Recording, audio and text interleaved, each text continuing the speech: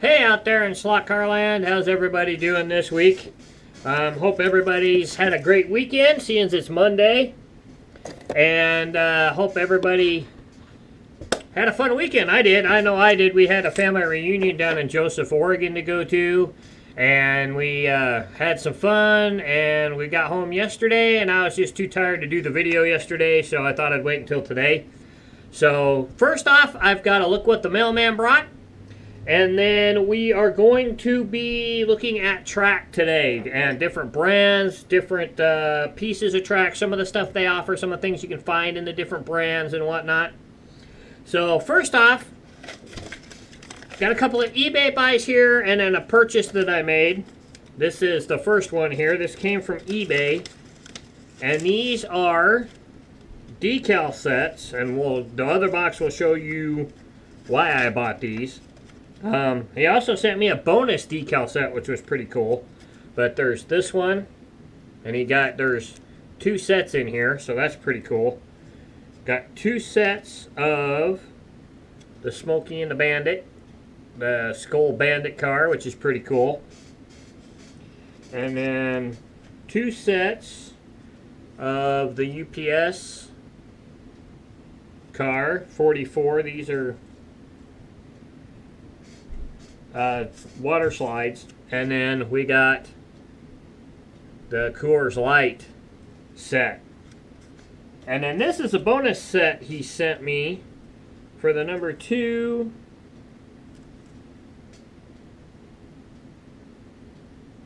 I think that's Allison, if I remember right. But that's cool that he sent those, just kind of a freebie that he sent me, which was really cool. So this is the other eBay buy, and I haven't opened this one yet. There should be 3 bodies in here, which there is. One is just like the one that we did. This car here, the project car that we did, same body style. Except this one has posts, so this could be used for a T-Jet chassis.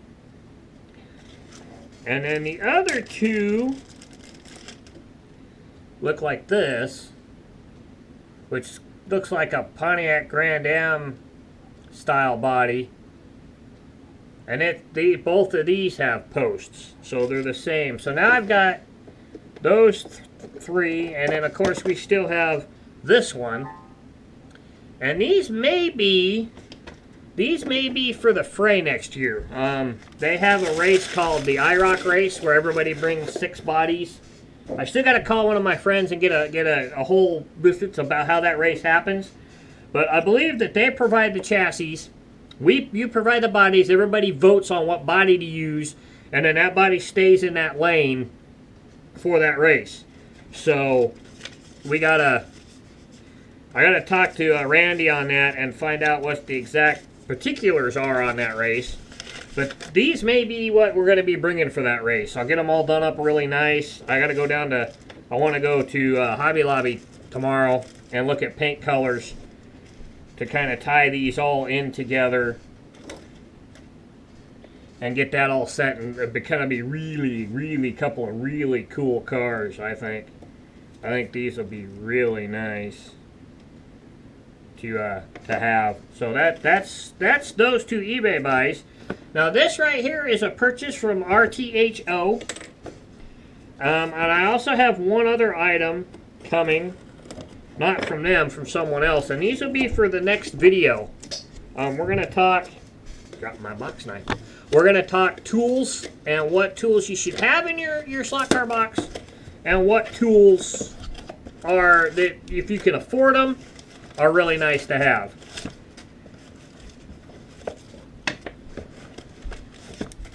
Get these all out here.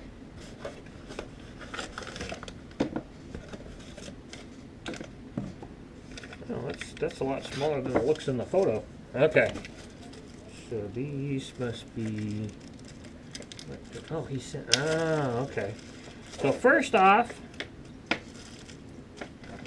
we have a gear and tire puller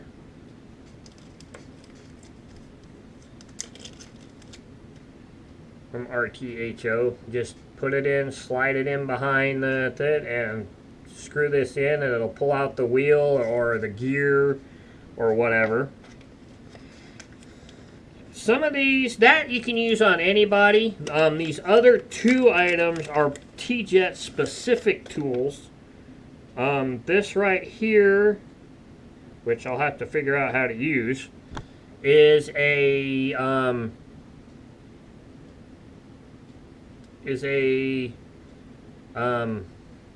idler gear post expander for T-Jets. And you could probably also use this on a magnet traction chassis and or non-mag chassis as well.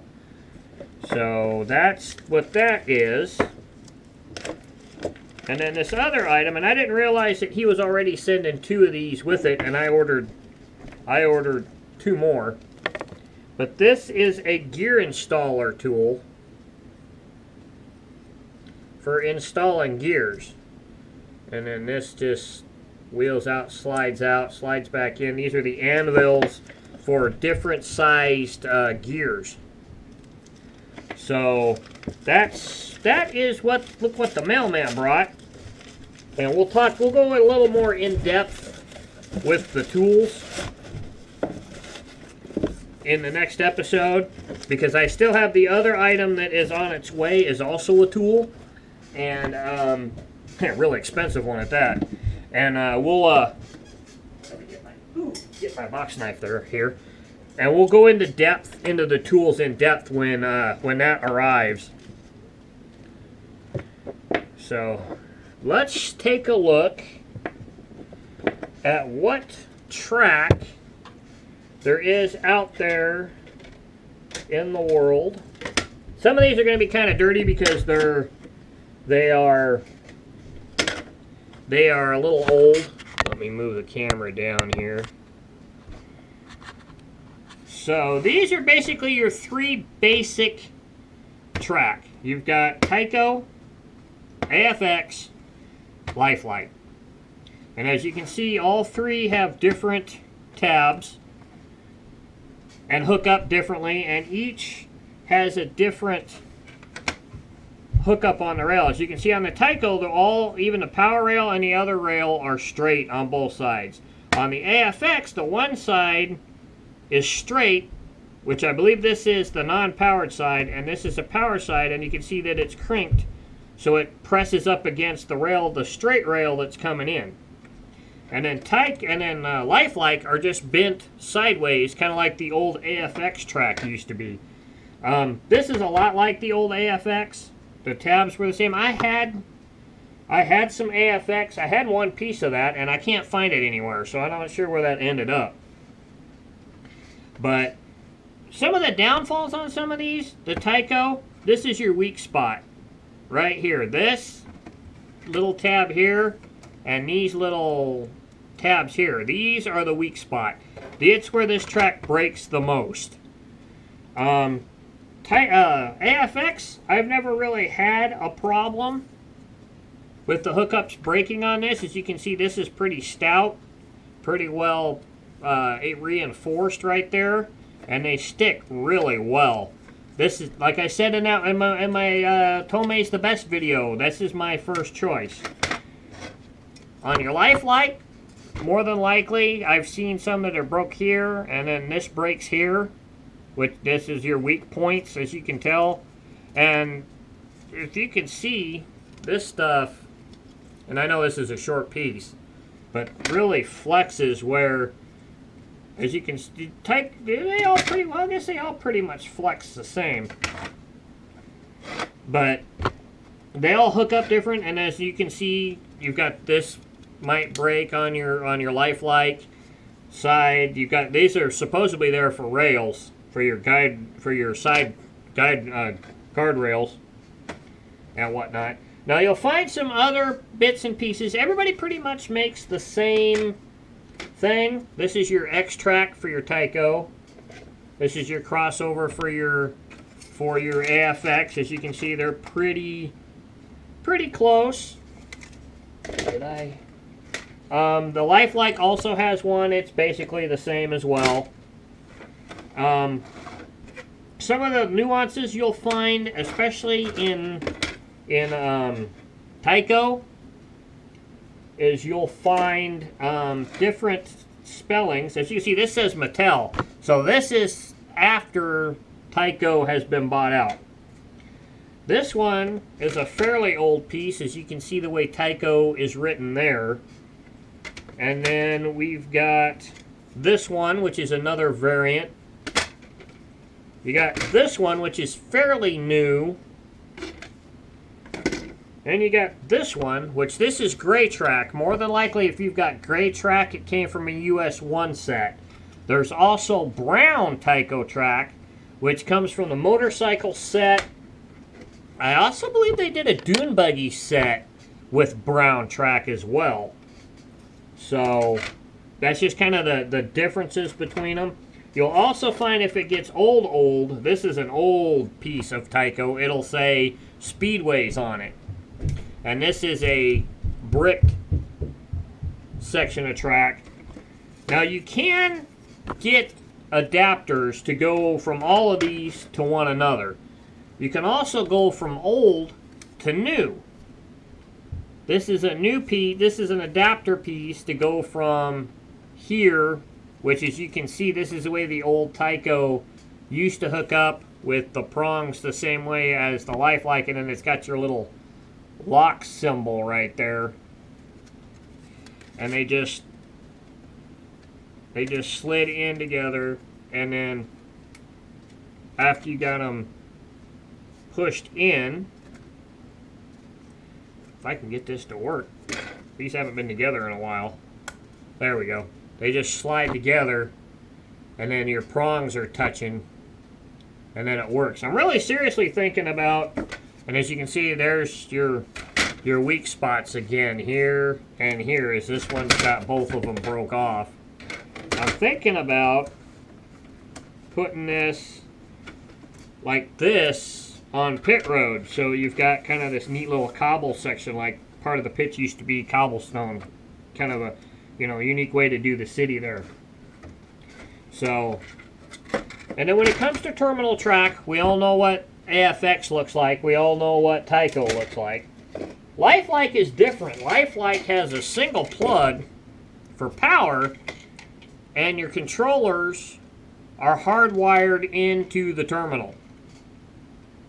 So you can't swap them out or anything. You can, as you can see, they do have the open gaps, so you can do hard wires like my track is, and have it all hardwired in and all done up. Where did the other piece go? And as you can see, these side lock and lock to side. And there's what your connection looks like on the Tyco, on the lifelike side of things.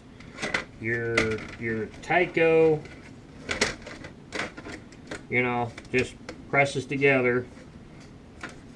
And if you've broken, this tab here is also, these little tabs here on each side of the clip are also a weak area that'll break out. And once those break, it doesn't really push the two track rails together enough to get power, and you start losing power down the road.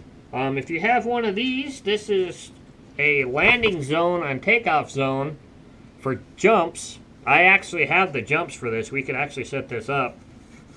So when the car lands, the gap's wide enough so maybe the pin will find the hole, and then it closes up on the end down there. As you can see, the junctions on the Tyco side are also kind of wide compared to a Tyco. And as we all know, AFX just slides together, and it's even smaller. Comes apart fairly easy. There is some old pieces. This is what an old Tyco flex track used to look like. And it's pretty stiff. I mean, and it's really short. As you know, like the AFX ones were like really long. And they actually flexed really well. I've never had a piece of that. I've played with a piece of it, but I've never had a piece of it. So that's that. I know this is kind of a weird episode, but I thought I'd show you guys some variants of track. If you're running a flag, let me find a car. Where's a flag? Here we go, right here. And you're running like, say, you're running a magnet traction car with a flag. This is your lifelike. It fits fairly well, but as you can see, the wheels are off the ground, so the depth isn't there. Same with your, let's go this way. Same with your Tyco. It's a little better, but it doesn't quite have the depth that your AFX track has. Whereas you can see how much space you've got below the flag and the bottom of the channel for the guide pin. So Tyco, you can run longer guide pins with AFX, and it's always been that way, even with the older track. I wish I could find that piece, but it's disappeared somehow. I had like one piece of original Aurora around here somewhere, and I can't seem to find it. I don't know where it went. It's around here somewhere though. I got it stashed somewhere. You can also get, this is an original loop piece from my original Taiko set. This was from the 70s. I don't have the other one, and as you can see, it was metal all the way up around, whereas today's loops, like from AFX and whatnot, are just pieces of track that you put together that have side supports that run up and around. Some of the old wall track and crisscross, the squeeze tracks, the whoopie whoopie. I wish they'd come out with this more. Lifelike does have one, but it widens out and then widens back in, so it actually gets wider in the wiggles than like what they used to do with Tyco and AFX, where it was the same width as the other rest of the track. I have had some things. Remember, I said when I was doing this episode about Auto World, I had a couple of comments come through on Facebook and on YouTube that actually Auto World is actually slightly wider and taller than everybody else. So if we ever do a review on a set, we can show the difference between these and that. So you won't be able to interlock an Auto World track with Tyco, AFX, or lifelike. Whereas you can, and I believe you can still buy adapters. I've seen them listed on a couple of places, so you can go from one to the other.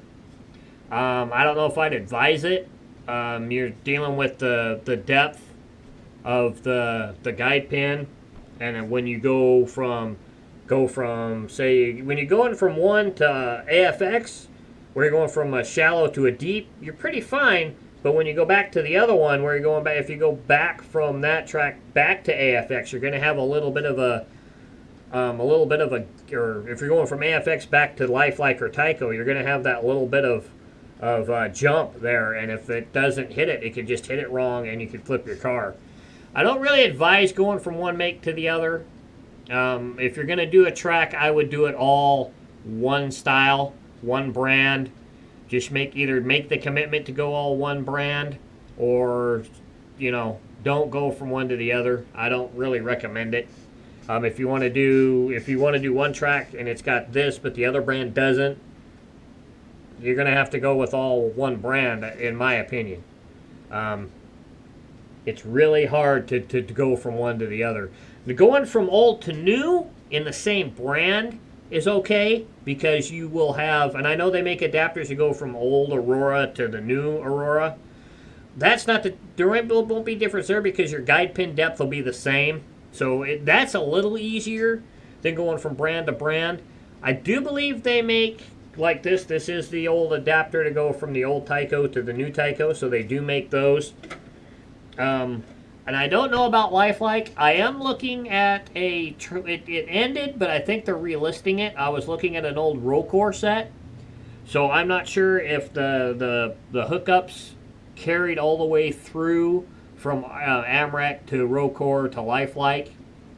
I've never seen an Amrec track listed on eBay, so I'm not sure about that, but I might be looking into getting that Rocor set, and we can compare that to the lifelike set that we have here. I have a full set. It was bought at a yard sale,